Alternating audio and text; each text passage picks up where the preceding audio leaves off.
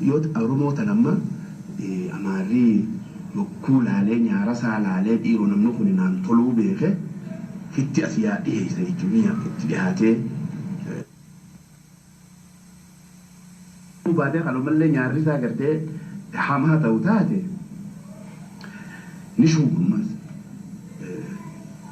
ما شو منا خلاص ما فوق جودي دي انت لا تخدم جيتو يو كاكا انت لا تخدم صدوم ما تدان جيتو ايه كا صدوم ما تدان مي خانتي تمات قديده متاته هيرن سا جيتشاي ايه شك بيبودا ايه صداتن اجيتشالن وسامتو دا ادda kana min bayin ta do isa duka banye juwanti na man ballaysan akasitti ga ajjefa ma jechu saba kanatti ga hooganoota oromoo hunda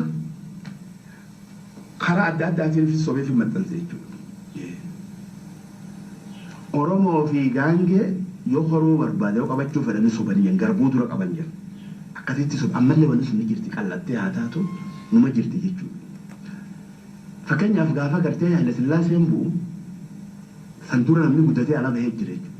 Kabarate hundinuu yogguu sossoonii afoo Haile Sillaasee kuni bakka jiru sossoonii kun godhame namni hundi waan Oromoo dhiiseeti waan Oromoo jalqabe jechuudha. Hoggaa waan Oromoo xiqqoo jalqabanii oofan dargii dhufe. Dargiin nuti waraana nu wattaaddara mooraateen deebina. Hojii siyaasaa isinii beeka yaa ilmaan Oromoo hoottaa biyya nurraa taqabbalaa jedhanii yoo san duuba wayii Orooppaatti hafe anaatu bakka sanii taqabbajee kakkaa Hayilee Fidaa kakkaa Abdullaa Yuusuf osoo gartee if dura arkin osoo fagoon laalin wama xiqqoo jedhanii waan shufuroo faayidaa hin qabne jecha gigisaa dhufanii jarrigaa duraanuu haada lafa kaayee jira duraanuu yoo isaan dhufan akkana goona hanga baatii hanganaatti dhiifne haada laganii yookaan baatii xiqqoo dalaganii dubbiin qajeelchan nuutu ka godhu beeka illima guurra jedha akkasii godhame jechuudha ormi sun. Anguyyaa ta'uu gaafaan argaa Addis Ababatti mirqaana isaan qaban ijaa gurran qaban jechuudha.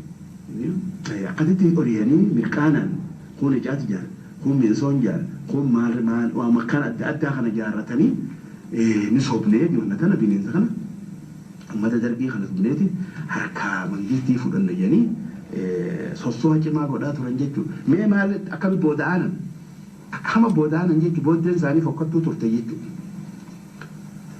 Waan kana ta'eef gaa gizee hunda akkasitti gaa inni kun namoota dura akkasitti sobuu ture jechuudha. Marree fuudhumetti sobuu ture. Oromoo gidduu isaanii garaagarummaa oofe. Hanga kiristinnaa isaa wajjin fudhate fitti maxxanse.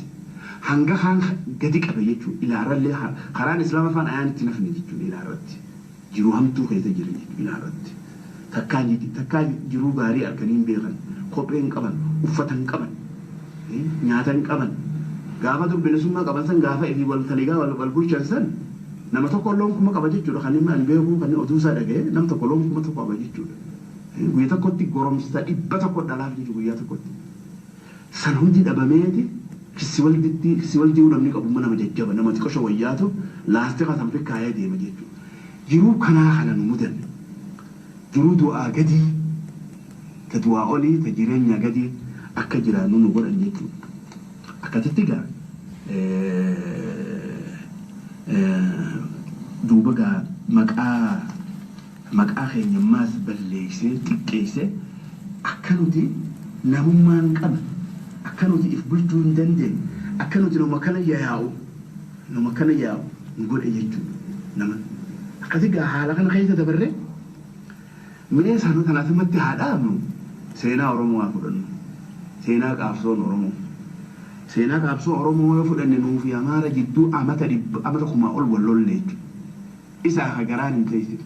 Nuyi kadayee waan keenya guu inni saamirraa nafne osoo akkasii wal oofnu biyya teenya amma isaan maal jedhan qaabbarri beeku dhajaatti dhuftanii biyya keenya fardaan irra horiitanii qabattanii akkana jedhan jechuudha. Dubbiin akkasii miti. Lafuma teenya deebbachuuf loluu turre jechuudha. Ammaas akkasuma durillee gaafa dursanillee lafuma teenya bakkuma marra jirrurraa ifirraa ittisuu turre.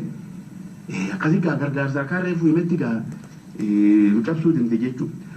Amma gaa osoo isaa wajjin amata 100 ol qaabsoo hadhooytu oofaa jiru.